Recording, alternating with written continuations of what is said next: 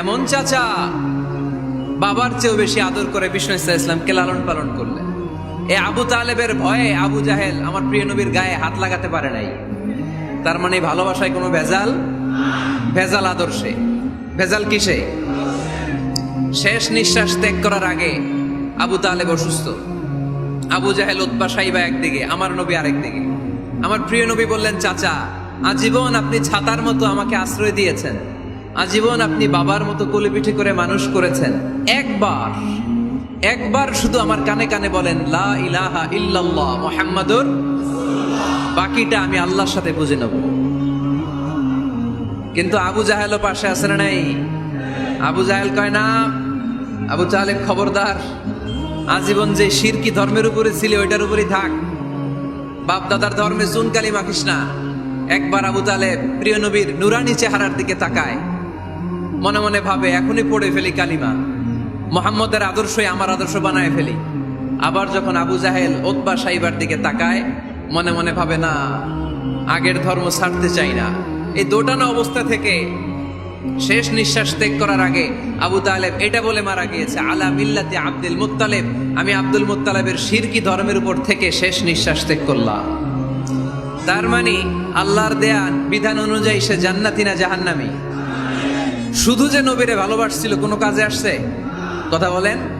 তাহলে শুধু ভালোবাসা আমারে বাঁচাতে পারবে না। নবীর ভালোবাসার পাশাপাশি আমার নবীর আদর্শ জীবনে থাকার দরকার আছে না নাই?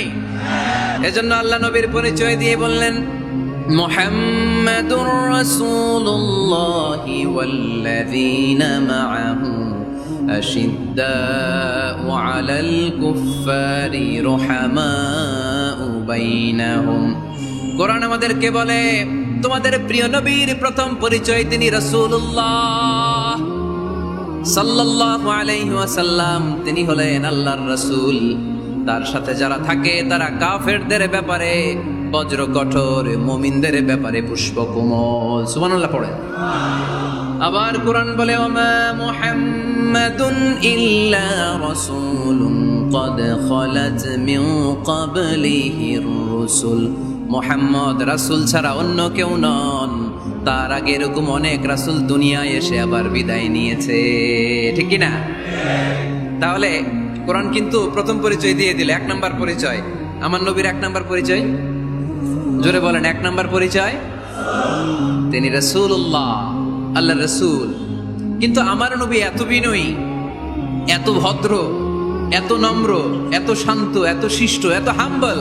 আউট অফ হাম্বলনেস তিনি নিজেকে রাসূল পরিচয় দিতে লজ্জাবোধ করতেন।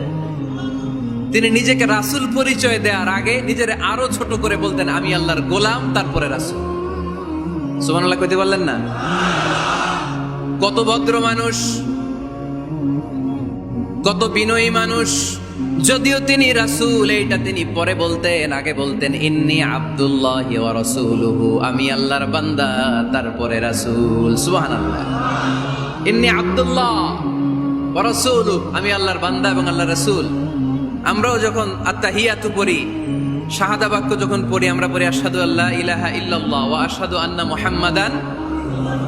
একটা হলো আব্দুহু, আরেকটা রাসূলুহু। তিনি আল্লাহর আব্দ, গোলাম, দাস, আবার তিনি রাসূল।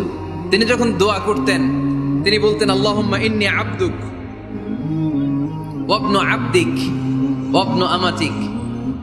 আল্লাহর কাছে দোয়া করতেন, কাঁদতেন আর বলতেন, আল্লাহ আমি আপনার গোলাম, গোলামের ঘরের গোলাম, বান্দির ঘরের গোলাম। আমার বাবা আব্দুল্লাহ আপনার গোলাম, আমার মা আমিনা আপনার বান্দি, আমার 14 গোষ্ঠী আপনার গোলাম। নাসিয়াতি বিয়াদিক, আমার মাথার চুলের ঝুঁটি আপনার হাতের মুঠোয়, আপনি ডানে টান দিলে আমি ডানে, আপনি বায়ে ঝাঁকুনি মারলে আমি বায়ে। সুবহানাল্লাহ পড়বেন না? কি বিনয়ী রাসূল। তারপরে ওইটা সেকেন্ড পর্যায়ে বলতেন, আগে বলতেন ইন্নী আব্দুল্লাহ, আমি আল্লাহর গোলাম, ওয়া রাসূল, এবং আল্লাহর রাসূল। সুবহানাল্লাহ পড়েন। তাহলে কোরআন প্রথম যে পরিচয় আমার প্রিয় নবীর পরিচয়টা দিল, সেটা হচ্ছে আমার নবী ছিলেন রাসূলুল্লাহ। আওয়াজ করে বলেন, তিনি কি ছিলেন? মুহাম্মাদুন রাসূলুল্লাহ। এটা কোরআনের ভাষ্য, আমার সাথে সাথে পড়েন, মুহাম্মাদুন রাসূলুল্লাহ। মুহাম্মদ সাল্লাল্লাহু আলাইহি ওয়াসাল্লাম হচ্ছেন আল্লাহর রাসূল। তবে তার জীবনের দুইটা ডাইমেনশন, এক ডাইমেনশনে তিনি গোলাম, কার? আর এক ডাইমেনশনে তিনি রাসূল, কার? তাহলে আমার নবীর প্রথম পরিচয় ক্লিয়ার।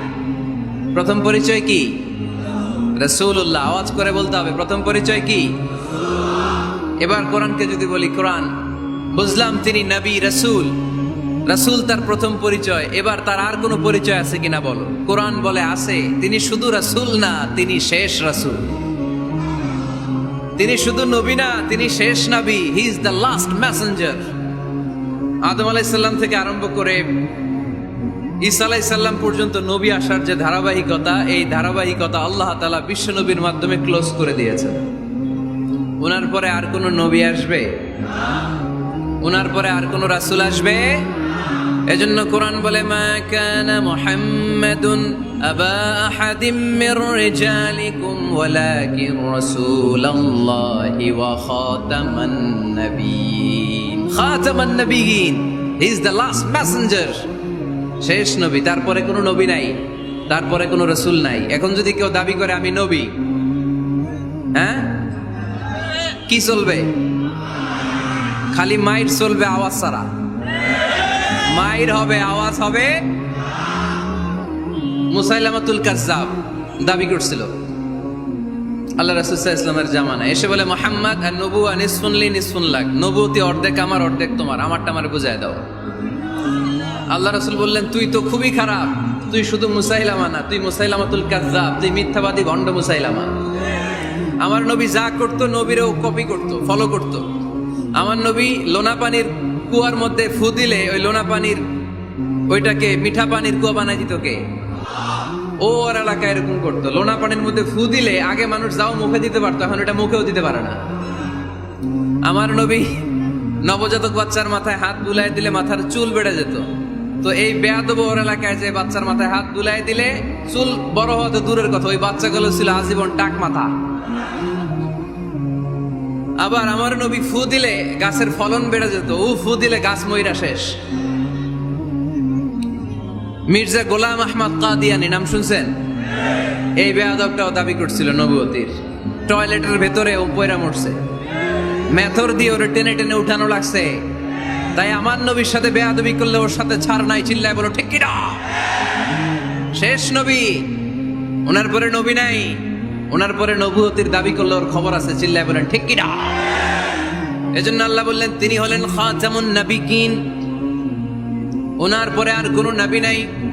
আমার নবী বলছেন, লা নাবিয়্যা বা'দি ওয়ালা রাসূলা, আমার পরে কোনো নবী নাই, আমার পরে কোনো রাসূল নাই। তবে লাউ কানা বা'দি নাবিয়্যুন লাকানা উমর, আমার পরে নবী হওয়ার যোগ্যতা যদি কারো থাকে, আমার ওমরের ওই যোগ্যতা আছে। প্রভু তুমি বলেছ রাসূল দেবে না, বলনি দেবে না ওমর, বলনি দেবে না হামজা তারিক, খালিদ বিজয় সমর। প্রভু তুমি বলেছ রাসূল দেবে না, বলনি দেবে না ওমর, বলনি দেবে না হামজা তারিক, খালিদ বিজয় সমর। প্রভু তুমি বলেছ রাসূল দেবে না, রাসূল দেবে না, এই কথাটা কার? আমার নবীর পরে আর কোন রাসূল তিনি দিবেন না, তিনি শেষ নবী, তিনি আখিরি নবী। সুবহানাল্লাহ পড়েন। আবার মুসলিম শরীফের বর্ণনায় বিশ্বনবী চমৎকার এক হাদিস বললেন, যিনি বললেন, মাসালি ওয়া মাসালুল আম্বিয়া মিন ক্বাবলি কামাসালি রাজুলিন বানা বাইতান, আমার দৃষ্টান্ত আর আমার আগের সব নবীদের দৃষ্টান্ত ওই ব্যক্তির মতো যেই ব্যক্তি একটি ঘর বানিয়েছে। কি বানিয়েছে? চমৎকার, চোখ ধাঁধানো সৌন্দর্য দিয়ে এক ঘর। এই ঘরের ভুল ধরার মতো কোনো ভুল নাই। এত ডিজাইন, এত ইন্টেরিয়র ডিজাইন করেছে, লোকজন যেই আসে দেখে বলে বাহ বাহ। দেখে কি বলে? বাহ বাহ, এত সুন্দর ঘর। পুরো ঘরে কোনো ভুল নাই, কোনো খুঁত নাই, একটা জায়গা ছাড়া। সেটা হচ্ছে ঘরের এক জায়গায় ইটের গাঁথুনি দিতে যে এক জায়গায় একটা ইট পড়ে নাই, ওই জায়গা দিয়ে ফাঁকা, শীতের ঠান্ডা বাতাস ঢুকে। সুবহানাল্লাহ কইতে পারলেন না? বিষ্ণুই বললেন, আমার দৃষ্টান্ত আর সব নবীদের দৃষ্টান্ত ওই ব্যক্তির ঘর বানানোর মতো, যে ব্যক্তি সুন্দর ঘর বানালো তার ঘর যেই দেখে সে বাহবা বলে, কোনো ভুল নাই, কোনো খুঁত নাই, একটা জায়গা ছাড়া। দেখা গেল এক জায়গায় ইটের গাঁথনি পড়ে নাই, একটা ইটা নাই। বিশ্বনবী বললেন আনাল লাবিনা, আমি হইলাম ওই ইটা। আমার ওই জায়গায় সেট করে দিলে পুরো ঘরটারে পরিপূর্ণ করে দিবে কে? তাই আমি ছাড়া এই পৃথিবী অসম্পূর্ণ, অপূর্ণাঙ্গ। যখনই আমি এসেছি গোটা বিশ্ব পূর্ণাঙ্গ হয়েছে, ঠিক কিনা?